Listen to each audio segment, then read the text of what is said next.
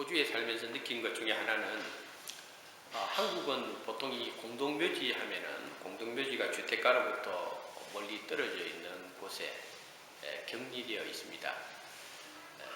아예 주민들이 주택가 근처에 공동묘지가 조성되는 것 자체를 극렬하게 반대를 하죠. 그런데 호주는 우리 교회 주변부터 시작해서 심지어는 굉장히 금사라가기 땅 같은 도심지 한복판에도 공동묘지가 조성되어 있는 것을 봅니다. 그것을 보면서 한국 사람들은 왠지 죽음에 대해서 상당한 거부감을 느끼고 또 두려워하는 마음을 가지는데, 상대적으로 호주 사람들은 삶과 죽음이 바로 옆에서 움직이면서 그 옆에는 또 죽음의 그 현장을 보면서 생활하고 있는 것을 이렇게 보니까, 사실은 우리 신앙인들을 위해서는 지금 호주의 이런 모습들이 더 좋은 모습이다, 그렇게 생각합니다.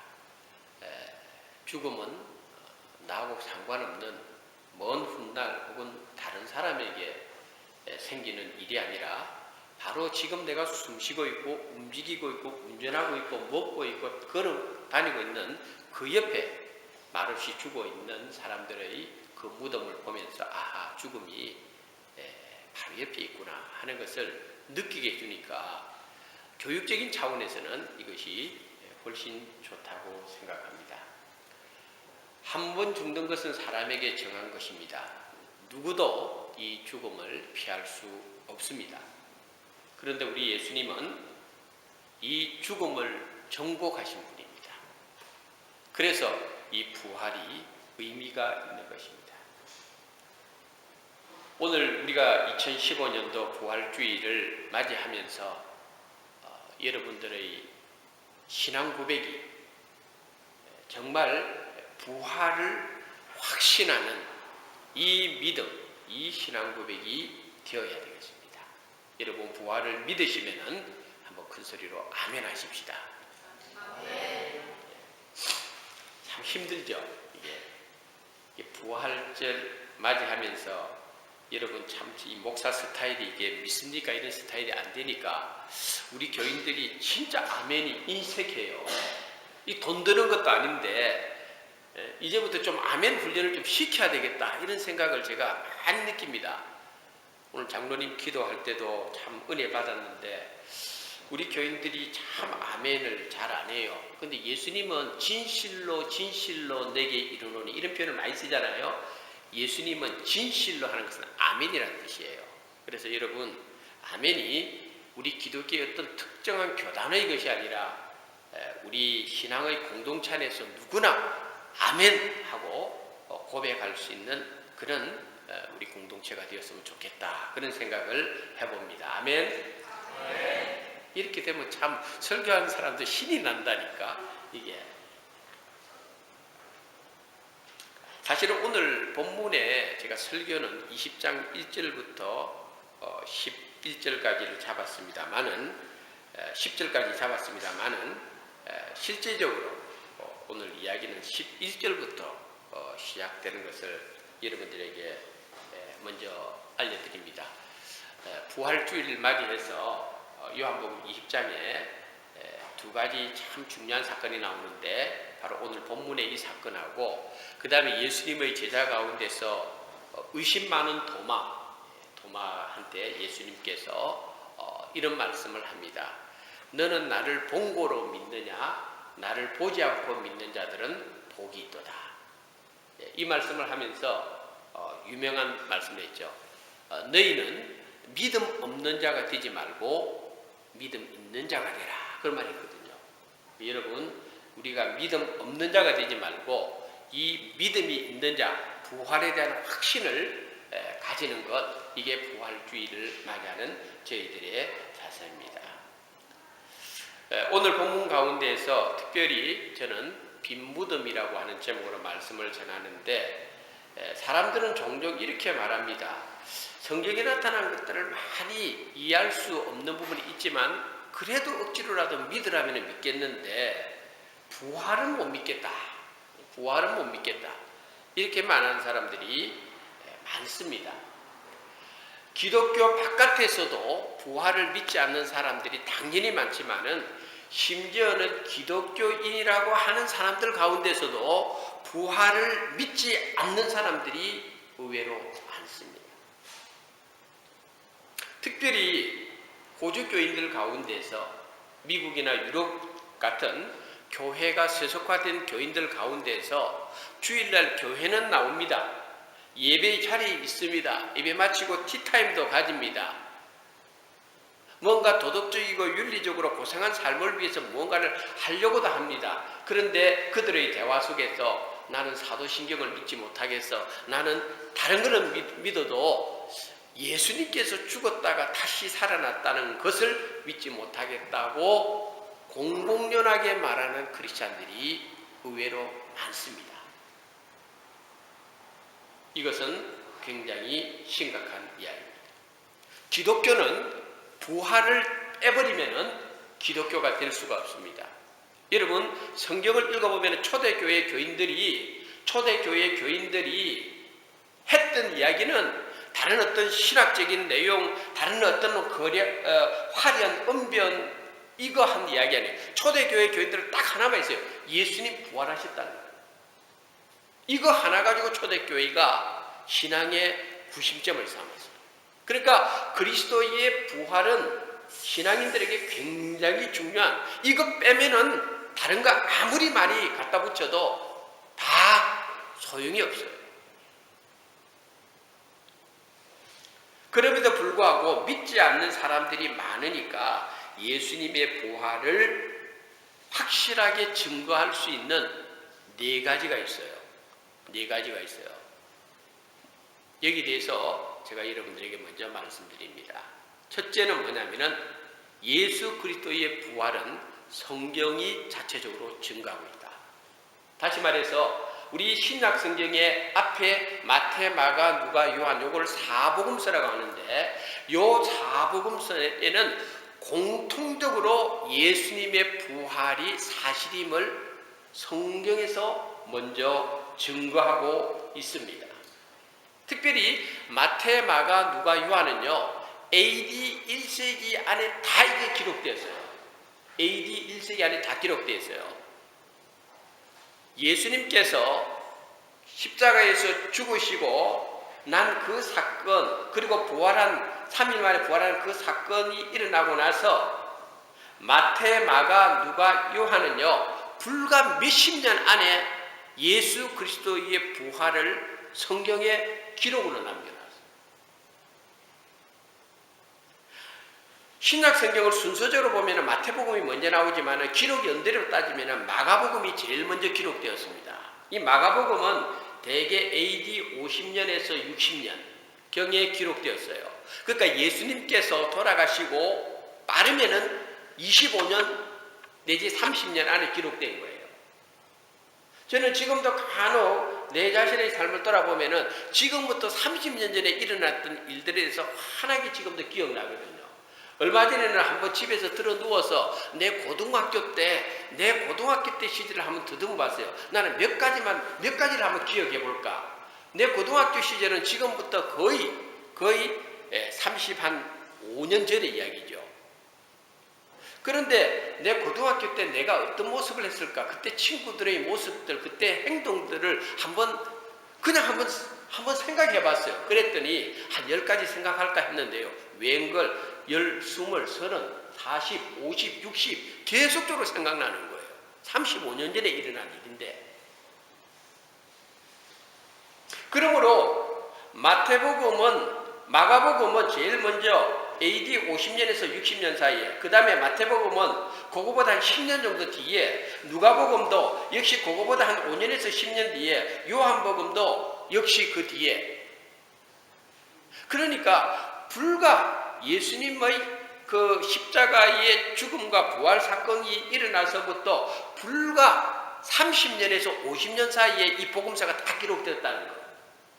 이것은 예수 그리스도의 십자가의 죽음과 부활이 성경이 증거하는 대로 이것은 잘못된 것이 아니다. 그래서 예수의 부활은 성경이 먼저 증거하고 있다 이 말입니다. 이게 왜 중요한가 하면요, 지금부터 2000년 전에 어떤 역사의 특정한 인물의 생애를 50년 내지 60년 내에 기록했다는 것 자체는요, 이거는 거짓이 그 안에 들어갈 수 있는 가능성이 굉장히 줄어듭니다. 예를 들면은 우리가 잘 아는 알렉산더 대왕에 대해서 우리는 역사를 통해서 많이 압니다. 알렉산더 대왕이 어떤 왕이었고 어떤 성격이었고 그가 얼마나 많은 영토 전쟁을 벌였는가 우리는 다 압니다. 그런데 알렉산더 대왕에 대한 이야기는요, 실제 역사적으로 따져보면은 알렉산더 대왕이 죽고 나서 400년 지나고 기록된 거예요. 근데 우리 다 믿는단 말이에요. 그 사람이 알렉산더가 죽고 400년이 지나서 기록된 역사적 알렉산더에 대한 기록을 우리는 다 믿는데, 예수님의 이 생애와 십자가의 죽음과 부활이 불과 50년에서 60년 지나서 기록된 것을 왜 우리가 못 믿느냐는 거예요. 400년이 지난 기록도 믿는 판에, 그래서 성경이 먼저 예수님의 부활을 증거하고 있다. 두 번째는 구전입니다. 구전. 이걸 뭐라고 하면 오랄 트래디션이라고 그러는데, 요즘처럼 그때 뭐 녹음기가 있었던 것도 아니고 영상 기술이 발달했던 것도 아니고, 또 그 시대에는요 문맹인들이 굉장히 많았습니다. 거의 10명 중에서 1명 정도가 그를 알까 말까한 시대가 지금부터 2000년 시대 사회상입니다. 그렇기 때문에 그 시대에는 글로 남기는 것보다는 전부 다 오랄 트래디션, 말로서 전하는 거예요. 이걸 구전이라고 그래요. 구전이라고 그래요.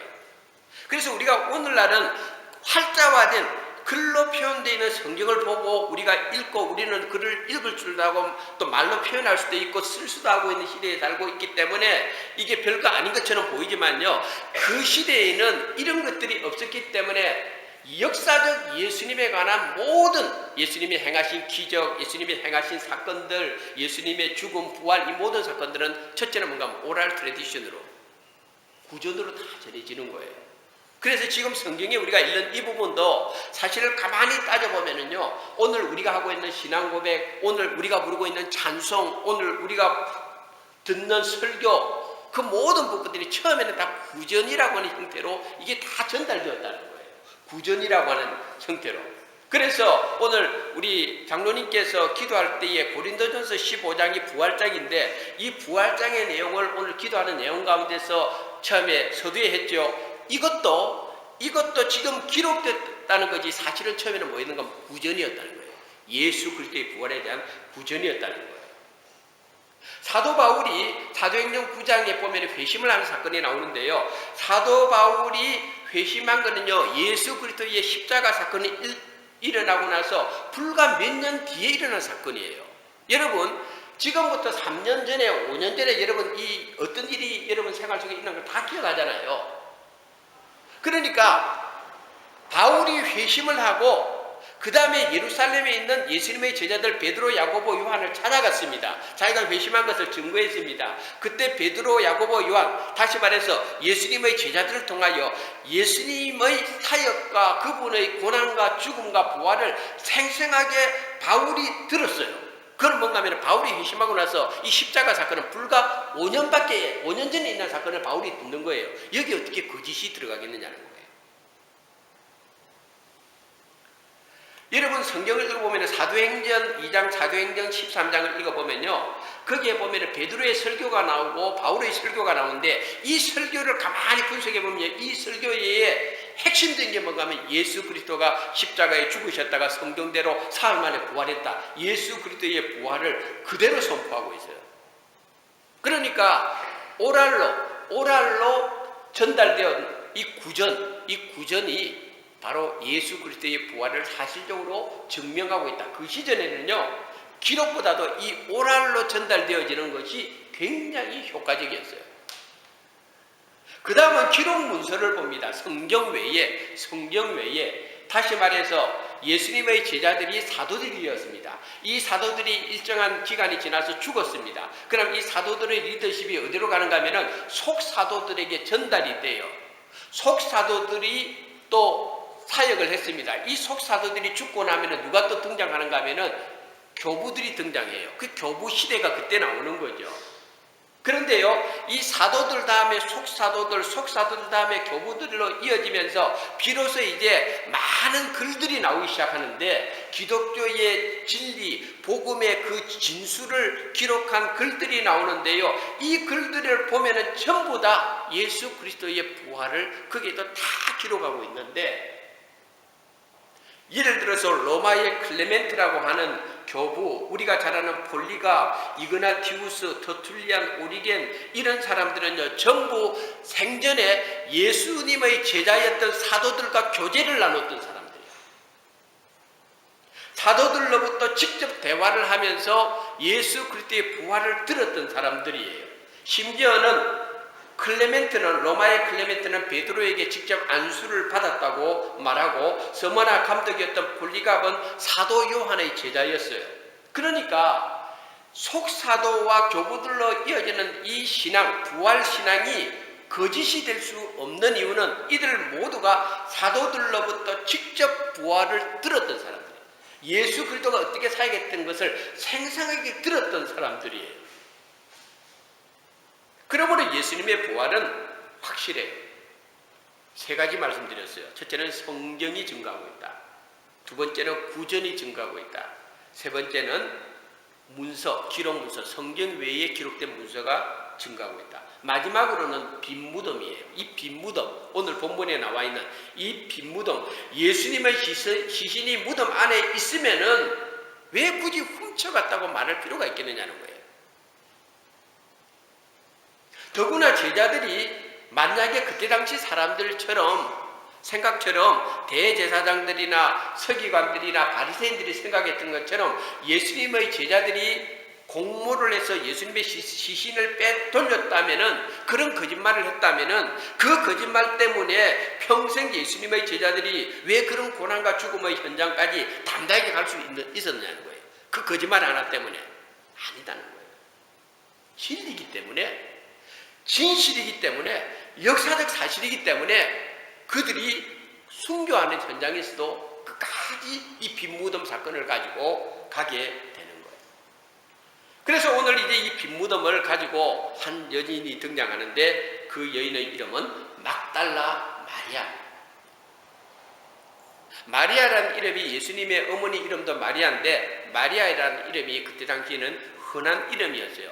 그럼 막달라는 뭐냐면은 지명 이름입니다. 예수님께서 사역했던 가버나움, 그리고 갈릴리 바닷가에서 그렇게 인접해 있는 아주 조그마한 마을이 막달라인데, 그 마을에 살던 여인이 마리아입니다. 그래서 막달라 마리아죠. 가룟 유다도 마찬가지입니다. 유다라는 이름이 그때 당시에 흔했어요. 그런데 가롯이라는 말을 붙이는 거 하면 가롯 지방의 사람 유다라는 말이에요. 근데 유다라고 하는 이름의 뜻이 뭔지 여러분 아세요? 유다의 이름의 뜻. 유다의 이름의 뜻은 찬송이라는 뜻이에요. 그러니까 가룟 유다는 이름이 좋은 이름이다 말이에요. 근데 이 가룟 유다가 예수님을 배반한 이후로 사람들이 유다 이름 안 지어요. 찬송이라는 이름이 얼마나 좋아요. 근데 안 지어요. 막달라 마리아에 대해서 성경은 많은 이야기를 해주고 있지 않습니다. 막달라 마리아가 결혼을 했는지, 아니면 이혼을 했는지, 아니면 사별을 했는지, 결혼을 했으면 아이를 몇 명 낳았는지, 남편 이름은 뭔지, 성경은 막달라 마리아에 대해서 이야기를 많이 해주고 있지 않아요. 그러다 보니까 음모론자들이 자꾸 예수님의 여인으로서 막달라 마리아를 자꾸 결부시키려고 해요. 그거는 참 잘못된 것이죠. 다만 누가복음 8장 2절에 보면은요, 막달라 마리아가 예수님을 만나기 전에 어떤 여인이었는가를 설명해 줘요. 그게 뭔가 하면은요, 막달라 마리아는 누가복음 8장 2절에 7 귀신 들린 여자였다는 거예요. 귀신이 7개가 들어갔는지, 아니면은 그녀의 삶 자체가 귀신에 완전히 읽어보면 완전수니까 철저하게 붙들림 받아가지고 파괴된 인생을 살았는지 모르지만은, 어쨌든 7 귀신 들렸던 막달라 마리아가 예수님을 통하여 깨끗이 고침을 받았어요. 그때 이후로 막달라 마리아의 인생은요, 철저하게 주님만 바라보는 삶, 주님 앞에 자신의 삶을 온전히 헌신하는 삶으로 살게 되었던 것입니다. 사람이 은혜를 받으면은 그 은혜를 끝까지 간직하는 것. 이게 참 중요해요. 막달라 마리아는 그녀의 인생에 잊을 수 없는 엄청난 은혜를 예수님으로부터 체험했어요. 그러므로 막달라 마리아는 예수님의 그 십자가의 죽음의 현장까지 가는 거예요. 제자들은 다 도망쳤는데 막달라 마리아는 죽음의 현장까지 가는 거예요. 거기서 예수님께서 십자가에 어떻게 고난을 받으시고 어떻게 죽으시는가를 눈으로 생생하게 바라봅니다. 그 예수님이, 자신의 인생을 바꾼 그 예수님이 십자가에 죽었습니다. 그때 막달라 마리아는 예수님께서 부활할 거라는 것을 막달라 마리아는 듣지 못했어요. 사실은 오늘 성경에 보면은 9절에 보니까 그들은 성경에 그가 죽은 자 가운데서 다시 살아나야 하리라 하신 말씀을 아직 알지 못하더라 했는데, 우리가 복음서를 보면 예수님은 이미 제자들에게 자신이 십자가에 죽었다가 3일 만에 부활할 것이라는 사건을 제자들에게 다 알려줬어요. 근데 제자들이 그거를 리마인드 시키지 못했다는 거예요. 그런데 막달라 마리아 자신은 전혀 그런 이야기를 듣지도 못했어요. 어쨌든 그 예수님이, 자기를 고친 예수님이 죽었을 때에 막달라 마리아는 예수님이 죽으신 그 밤을 잊을 수가 없는 거예요. 그리고 그 다음날 또 잊을 수가 없는 거예요. 그 예수님 때문에 막달라 마리아는 얼마나 많은 눈물을 흘렸는지 몰라요. 그리고 안식 후 첫날, 바로 오늘 주일 새벽입니다. 해가 뜨기도 전에 이른 새벽에 바로 이 막달라 마리아가 예수님의 무덤을 찾아갔다는 거예요. 찾아갔다는 거예요. 예수님을 향한 사랑이 얼마나 뜨거웠는지, 제자들도 가보지 않는 곳을 찾아간 거예요. 그런데 막달라 마리아가 예수님이 장례 치른 그 무덤 안에 보니까 무덤에 돌이 없어진 거예요. 깜짝 놀란 거죠. 그래서 막달라 마리아가 베드로하고 요한에게 가서 예수님의 무덤에 돌이 굴러져 있다, 이걸 알려줬어요. 사람들이 예수님의 무덤을, 시체를 누군가가 훔쳐갔다고 알려줬어요. 그랬더니 오늘 본문에 보니까 시몬 베드로하고 예수께서 사랑하시던 그 다른 제자는 누구를 나타내는가 하면 요한을 나타내요. 요한을 나타내요. 오늘 요한복음의 제자인데 자기 이름은 빼놓고 예수님이 사랑하던 제자라고 표현하고 있는데, 이 사람들이, 이 두 제자가 무덤으로 갑니다. 그런데 얼마나 다름과 달리기를 열심히 했는지, 베드로가 빨랐는지 요한이 빨랐는지 여기 성경이 기록되어 있는데 요한이 더 빨리 갔다 그랬어요. 무덤에 도착했는데 오늘 본문에 요한은 무덤에 도착을 해가지고 예수님이 누이신 그 무덤의 돌이 없는 것을 발견하고, 요한은 무덤 안을 쳐다보지는 않았는데 늦게 온 베드로는 무덤 안을 살펴봤다고 그랬어요. 오늘. 근데 정말 막달라 마리아의 표현대로 그곳에는 예수님의 시신이 없는 거예요.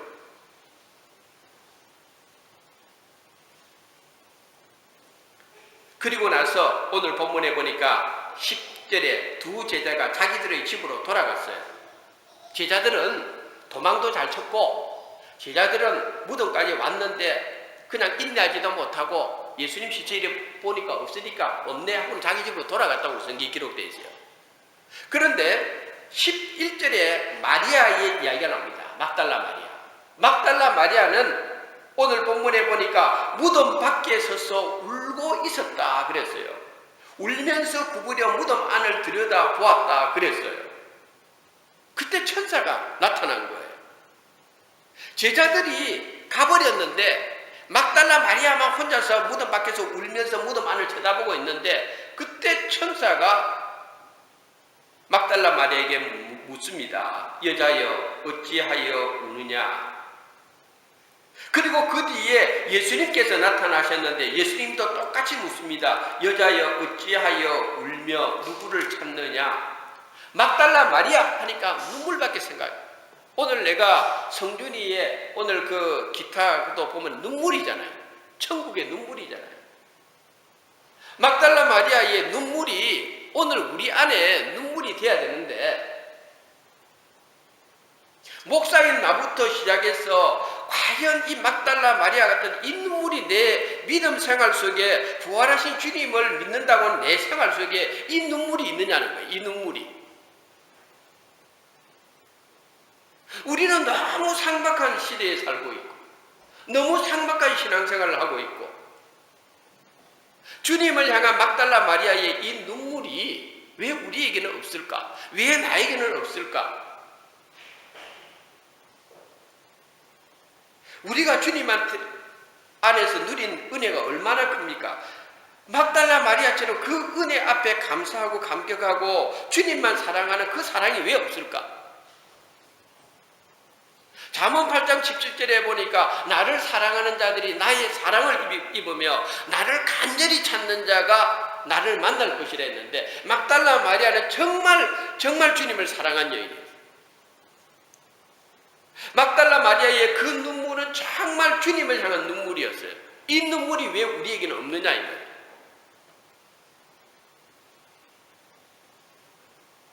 시편에 보면은 주여 나의 눈물을 주의 병에 담으소서 하는 시편 기자의 고백이 있어요.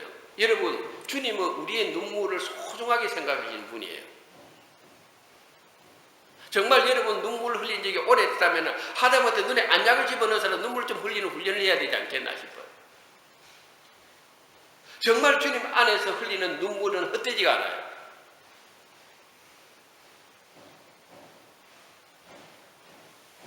막달라 마리아는요 정말 내세울 곳이 없는 보잘것없는 여자였지만은요 적어도 주님을 향한 그 사랑, 주님을 위한 눈물만큼은요 3년 동안 예수님께서 가르친 제자들보다도 나은 여인이었어요.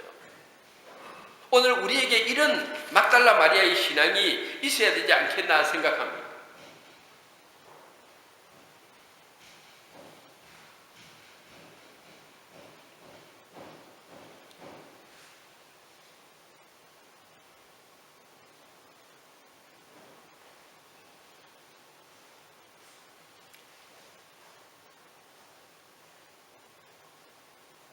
마지막으로 우리는 오늘 본문의 빈 무덤을 통하여 우리들의 삶을 살아가는 방식에 변화가 일어나야 되겠다 이렇게 생각합니다. 부활절은 무덤이 비었다. 여기서부터 부활이 시작돼요. 부활절은 무덤이 비었다. 부활의 진정한 의미는 이처럼 빈 무덤에서 출발하듯이 우리 그리스도인의 부활의 신앙은 가득 채워진 것에서 시작되는 것이 아니라 텅 빈 무덤에서부터 시작되는 것이 우리 그리스도인의 신앙이 생활이라는 것을 우리는 알아야 됩니다. 내 안에 빈 무덤이 내 안에 있어야 돼요. 그리고 이 빈 무덤 안에 주님이 정말 채워지기를 원하는 것을 채울 수 있어야 돼요. 이게 부활의 신앙입니다. 처음부터 가득 채워진 것이 아니라 빈 무덤을 통해서 내 안에 이제 이 비어있는 내 안에 주님은 정말 무엇으로 채워지기를 원할까? 이게 부활신앙을 따라가는 우리의 모습입니다. 그러므로 부활신앙이라고 하는 것은 다른 것이 아닙니다. 우리들의 삶의 모습입니다. 이론이 아닙니다.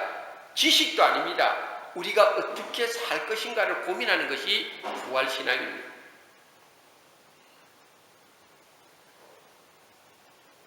주님은 저와 여러분 속에 뭔가를 주님이 기뻐하는 것을 채우기를 원할 것입니다.